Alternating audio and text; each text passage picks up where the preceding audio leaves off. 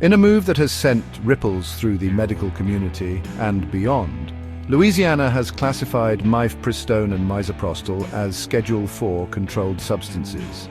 This legislation, enacted in the latter half of 2024, carries significant implications, effectively criminalizing the possession of these drugs without a prescription. Those found in violation face the possibility of up to 5 years in prison. While the law's architects argue its necessity in preventing misuse, critics contend that it represents a thinly veiled attempt to curtail access to abortion, even in cases of miscarriage or medical emergencies. This law marks a significant escalation in the ongoing battle over reproductive rights in the United States. It sets a dangerous precedent, potentially emboldening other states to enact similar, if not more restrictive measures. The legislation's immediate impact has been palpable, sowing confusion and fear among both patients and healthcare providers. The law's reach extends far beyond abortion, ensnaring women who require these medications for various other health conditions. Miscarriage management, a procedure often reliant on these medications, has become significantly more complicated. Similarly, the treatment of obstetric hemorrhages, potentially life-threatening complications during or after childbirth, has been hampered. The law's broad strokes fail to distinguish between its intended target, abortion, and these other essential medical uses. This conflation of distinct medical needs with abortion has sown confusion and fear among healthcare providers. Many are uncertain about the legal ramifications of prescribing or administering these medications, even in clear-cut medical emergencies. This chilling effect risks delaying critical care and jeopardizing the well-being of women in Louisiana. The ramifications of Louisiana's decision extend far beyond the abortion debate, creating a ripple effect that impacts the broader landscape of women's healthcare. By classifying mifepristone and misoprostol as Schedule IV drugs, the law inadvertently ensnares women who rely on these medications for a range of gynecological needs. Miscarriage, a common and often emotionally fraught experience, frequently necessitates the use of these medications for safe and effective management. The new law, however, throws a wrench into this established medical practice. Women experiencing miscarriages now face potential delays in receiving appropriate care, as healthcare providers grapple with the legal complexities and potential ramifications of prescribing these newly regulated drugs. This delay in care can have serious consequences. Prolonged retention of pregnancy tissue can lead to infection, hemorrhage, and other complications, jeopardizing a woman's health and well-being. The law's unintended consequences thus extend far beyond the realm of abortion, impacting the management of a common medical condition that affects countless women. Beyond miscarriage, the law's impact is felt in other areas of women's health, particularly in emergency situations. Obstetric hemorrhage, a life-threatening complication that can occur during or after childbirth, often requires prompt administration of misoprostol to control bleeding. The new regulations, however, create unnecessary hurdles in accessing this potentially life-saving medication.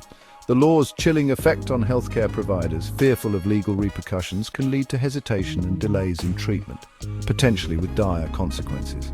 In emergency situations where every minute counts, such delays can have life-altering or even fatal outcomes for women. Louisiana's law, while ostensibly aimed at abortion, has thus created a cascade of unintended consequences, jeopardizing women's health across a spectrum of gynecological needs. The fog of uncertainty surrounding Louisiana's new law has left healthcare professionals grappling with a host of practical challenges. Doctors, accustomed to relying on their medical judgment and established protocols, now find themselves navigating a minefield of legal complexities. The law's ambiguity regarding the permissible use of mifepristone and misoprostol in non-abortion scenarios has created confusion and fear. Many physicians are uncertain about the legal ramifications of prescribing or administering these medications, even in situations where their use has long been considered standard medical practice. This fear is compounded by the potential for increased scrutiny and legal challenges. Doctors, already burdened by administrative tasks and demanding schedules, now face the added pressure of meticulously documenting their decisions and ensuring compliance with the vaguely defined provisions of the new law. This climate of fear and uncertainty can lead to defensive medicine, where physicians may hesitate to prescribe these medications even when medically indicated out of fear of legal repercussions. The practical challenges extend beyond the doctor's office. Pharmacists tasked with dispensing these newly regulated medications also face a steep learning curve. They must navigate new protocols for prescription verification, inventory control, and record-keeping. These added layers of bureaucracy can lead to delays in patients receiving their medications, potentially impacting the effectiveness of treatment. The law's ripple effect is also felt in hospitals and medical facilities.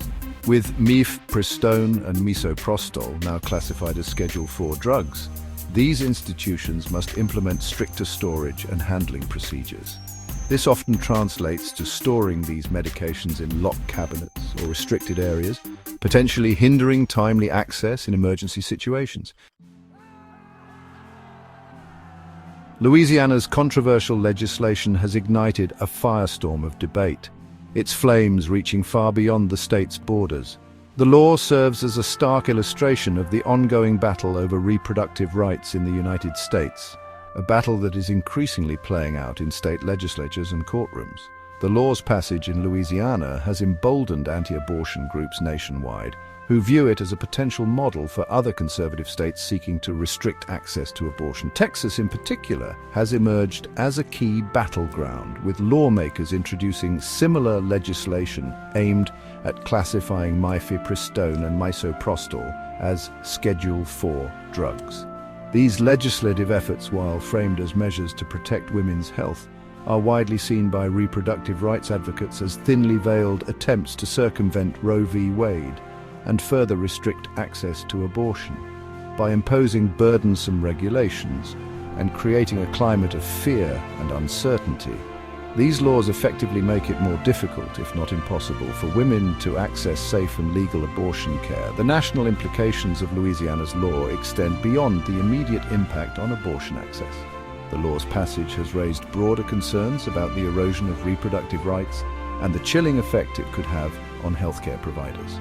Doctors and pharmacists, fearing legal repercussions, may become more hesitant to provide essential reproductive healthcare services, even in states where abortion remains legal. This chilling effect could have far-reaching consequences, particularly for marginalized communities who already face significant barriers to accessing quality healthcare. Women of color, low-income women, and those living in rural areas are disproportionately affected by unintended pregnancies and often rely on medication abortion as a safe and accessible option. Louisiana's law, therefore, serves as a stark reminder of the fragility of reproductive rights in the United States.